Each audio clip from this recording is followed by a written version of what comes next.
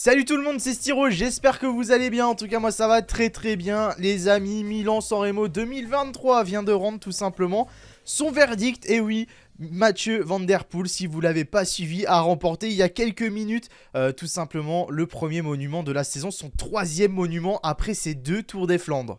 Alors d'habitude, je vous fais plus des vidéos où on parle des courses après coup avec un peu plus de montage et une vidéo écrite. Là, je me suis dit, on va tester, vous me direz ce que vous en pensez. Tout simplement, je suis à chaud. L'arrivée vient de se faire il y a littéralement 2 minutes. Je n'ai rien écrit, rien préparé et juste, je vais vous débriefer. On va débriefer ensemble la course et voir ce qu'on en a pensé. Enfin, je vais vous dire ce que j'en ai pensé et vous me direz pareil en commentaire. Ça va forcément être un peu brouillon tout ça, mais c'est la bonne franquette.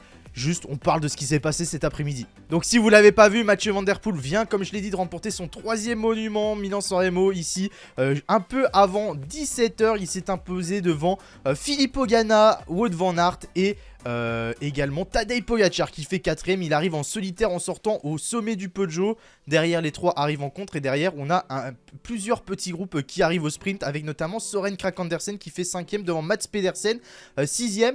Premier français, Anthony Turgis prend la 9ème place. Bon, San Remo, on le sait, on connaît, c'est peut-être les 260 km les plus chiants de l'année. Mais par contre, c'est les 40 à les 30 derniers kilomètres les plus intenses de la saison. Peut-être l'un des plus beaux finales, voire le plus beau final de l'année avec cet enchaînement Cipressa-Poggio. Donc il s'est forcément pas passé grand-chose. On a juste quelques petits incidents et quelques petites chutes, mais qui ont rien changé, on va pas se mentir, à la course. La chute de Poggi dans le fictif en tout début de journée, c'était ce matin encore, hein, il était même pas midi. La chute de également Alaphilippe et d'autres coureurs sur le sommet du Turchino, c'était à mi-course. Mais au final, on a eu un peloton assez compact qui s'est attaqué à la Cipressa. Alors on a eu les coureurs qui, franchement, c'était pas trop de surprises. En vrai de vrai, avant le Poggio, on a eu 0 surprise. Les Cavendish, les Gaviria distancés. Peut-être toute petite surprise, c'est Arnaud Delis qui a explosé assez tôt quand même. Hein. Il a explosé, il n'a pas atteint le sommet de la Cipressa tout simplement. Le coureur de la Lotto Destiny, on aurait pu espérer le voir tenir un peu plus longtemps quand même. Et ne pas tenir, on le sait, les 4 de devant, mais tenir une placette pour un sprint derrière. Ça n'a pas été le cas, il a explosé. On a par contre, en vrai, eu quelques bonnes surprises dans un sens. Par exemple, Peter Sagan, hein, c'était son dernier Milan-San Remo. Peut-être un petit mot sur Peto. C'était le monument qui lui manquait. Il ne s'est pas imposé, ça, ce n'est pas une surprise. Par contre, j'avoue que moi, perso, je le voyais exploser comme tous les autres sprinters assez tôt dans la Cipressa. On a été habitués ces derniers jours, semaines, mois. Et depuis l'année dernière, tout simplement, à voir Sagan exploser très tôt dans les courses. Là, ça n'a pas été le cas. Il a quand même tenu son rang jusqu'au Poggio. Malheureusement, bon, quand ça a mis en route dans le Poggio, ça a été beaucoup trop dur pour lui. Grosso modo, il s'est rien passé. Jusqu'à la Cipressa. Cipressa, on a eu quelques petites accélérations. VDP qui a déjà montré qu'il était vigilant et bien en forme. Il a tout simplement fait le sommet de la Cipressa en tête de peloton. Avec notamment ensuite Matteo Trentin pour Tadej Pogacar qui a tenté de faire la descente.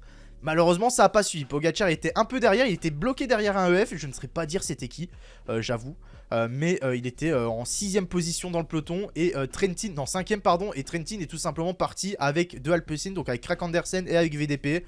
Donc forcément, Trentin n'a pas continué l'effort, c'est revenu. Et on a eu un peloton groupé jusqu'au Poggio. Et le Poggio, on va dire qu'on va le diviser en 3 temps. On a eu une première partie du Poggio avec le premier kilomètre où on a eu un travail phénoménal des Bahreïn Victorious pour, on le sait, Matej Moric, hein, il avait gagné l'an dernier. Donc je pense qu'il était bien, il a dû leur dire à l'oreillette qu'il se sentait bien, qu'il avait des bonnes jambes et qu'il pouvait tout simplement mettre en route. Du coup, on a eu un très gros travail. Ils étaient encore beaucoup, hein. Il me semble qu'au pied du Poggio, ils sont 4 Bahreïn devant Moric, donc 5 Bahreïn en tout, à faire le tempo en tête de peloton.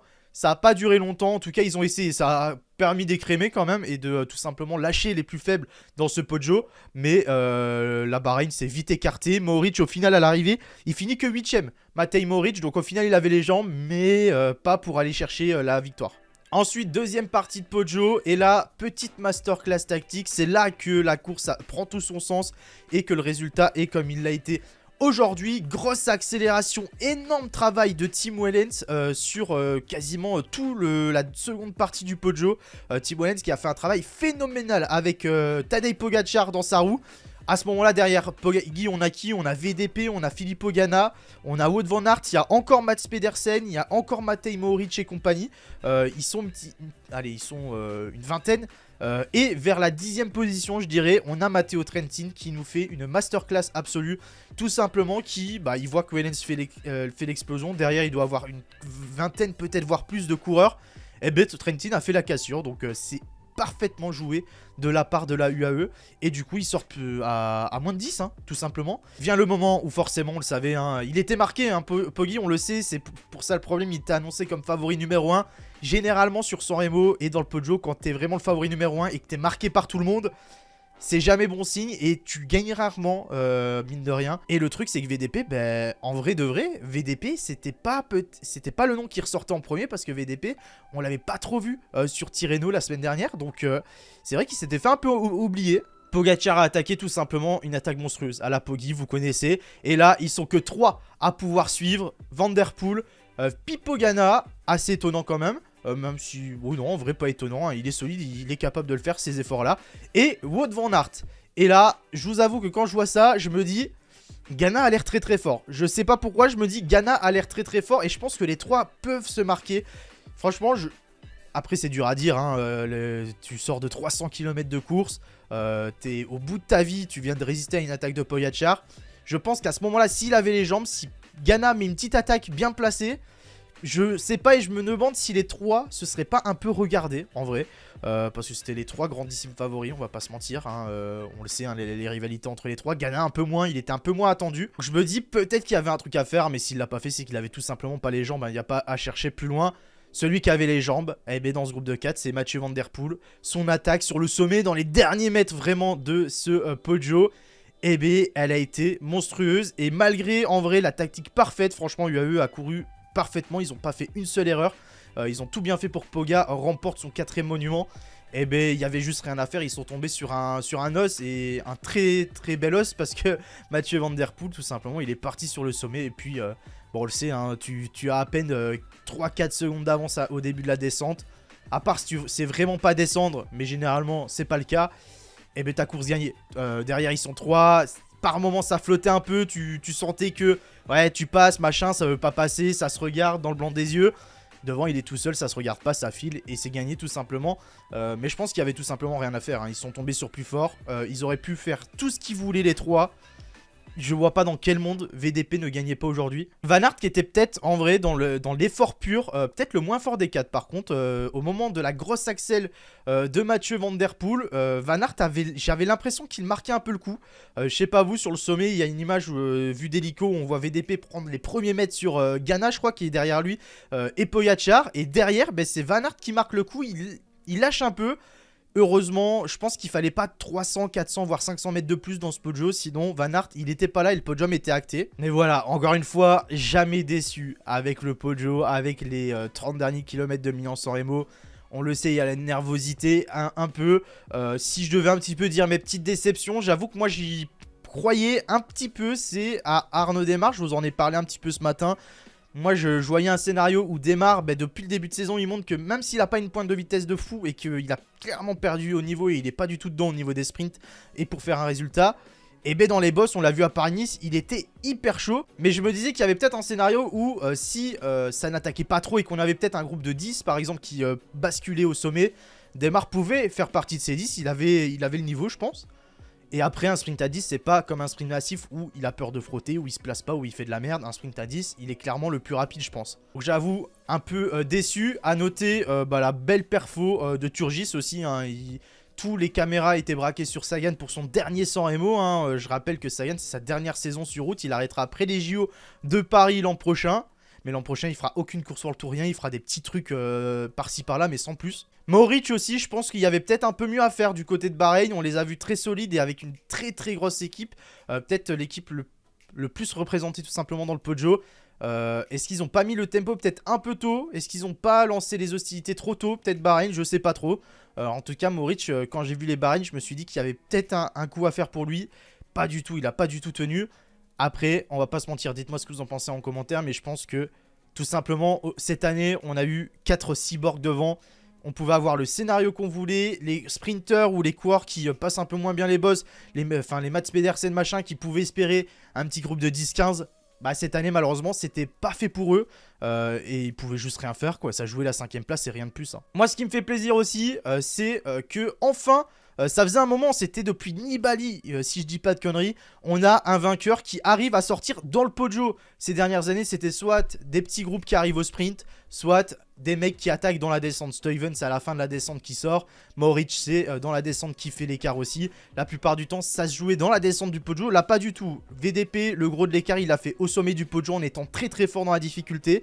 Et mine de rien, bah, c'est assez rare quand même ces dernières années où un mec arrive à s'esseler directement dans le Poggio. Il y a eu Nibali, il y a VDP cette année, mais c'est tout hein. Il me semble pas en tout cas, j'ai pas souvenir d'un autre hein. À chaque fois Julien ça arrive, il est avec quelqu'un d'autre. La victoire de Kwiatkowski il est avec Sagan et Julien aussi. Puis c'est des sprints, les sprints de Demar on se souvient. L'arrivée de Cholek en 2013 machin. De Genkolb sprint pareil. Donc ça me fait plaisir. On avait un petit peu perdu ce truc du Poggio qui est vraiment décisif de fou. C'était surtout la descente du Poggio qui était décisif. Là, bah, il a vraiment été décisif à lui tout seul sans la descente. Bon, en tout cas, si on doit parler aussi de la petite rivalité entre VDP et Van Aert, on sait que c'est un petit peu le duel des titans entre les deux qui sont aussi sur le cyclo machin. Bah, ça fait désormais 3 monuments à 1 pour Mathieu Van Der Poel. On aura le Tour des Flandres dans 2 semaines, Paris-Roubaix dans 3 semaines. On verra bien si Van Aert fait le doublé, il égalisera. Si VDP en regagne, il ira chercher un 4ème monument. Mais en tout cas, après ces 2 Tours des Flandres à Mathieu, un San Remo de plus. Van Aert, on rappelle, il a que 100 Remo pour le moment. C'était en 2020, l'année Covid, au mois d'août. Pour parler de Tadej, hein, il a fait du Tadej tout simplement. Il a tenté, hein, on l'a vu, tenter des choses dans la Cipressa avec son équipe, dans la descente aussi. Tenter dans le Poggio, c'était sûr de toute manière. Encore une fois, il était tellement surveillé que c'était hyper compliqué. Et il n'y avait pas grand chose à faire. Et puis arrivé au sprint, bah, même si Tadej est très rapide face à du Van Aert et compagnie, c'était quasiment perdu d'avance. Donc voilà, à noter aussi dans le top 10, c'est la belle 10ème place de Jasper Stuyven, hein, vainqueur il y a 2 ans en 2021, le belge de la Trek Segafredo, il fait 10ème, c'est notable. Et pareil pour Nelson Powles de la EF qui fait 7ème. Donc voilà, dites-moi ce que vous en avez pensé de la course en commentaire, de la tactique de la plupart des équipes, vos déceptions. J'ai pas parlé de Julien Alaphilippe qu'on attendait peut-être, mais Julien Alaphilippe malheureusement j'avoue que bah, c'est du Julien dans le texte depuis ce début d'année quoi. Il a été très très fort sur la classique Fonardèche. Mais depuis Tirreno, on va pas se mentir, c'était pas le Julien qu'on connaissait. Il a une 2ème place au sommet d'une arrivée pour Puncher, mais derrière Roglic, et on le sentait qu'il n'était pas tranchant comme avant. Est-ce qu'on a vraiment perdu le vrai Julien comme avant toutes ses chutes et son année compliquée l'an dernier? Je sais pas. On le sait, son objectif principal, c'était pas San Remo. Ça sera Liège-Bastogne-Liège. Il a encore un peu plus d'1 mois pour s'y préparer.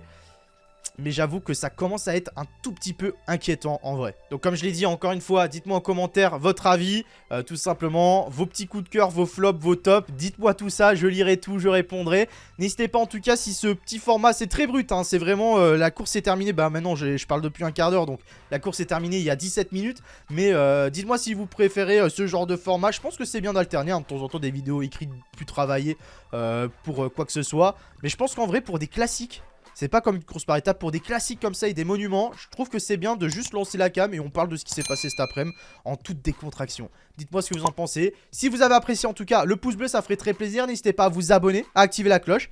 Et nous, on se retrouve très vite pour de prochaines vidéos. Demain, la suite du Pro Cycliste. Et oui, je vous lâche ça comme ça. Hop, c'est cadeau. Portez-vous bien et à demain, ciao ciao.